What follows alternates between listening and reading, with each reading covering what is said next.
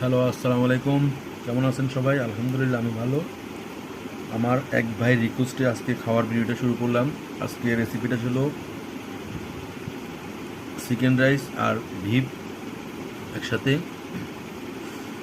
তো আজকে আমার ছোট ভাই দিহানের জন্য এই ভিডিওটা।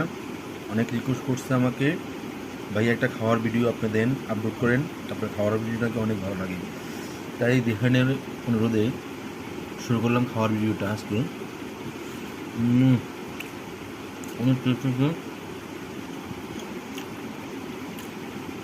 সাথে গরুর মাংস, মুরগি আর পোলাও, যেটা আমার সবচেয়ে প্রিয় ফেভারিট। পোলাও আসলে আমার অনেক ফেভারিট, আর গরুর মাংস তো অনেক ফেভারিট, যেটা না বললে নয়।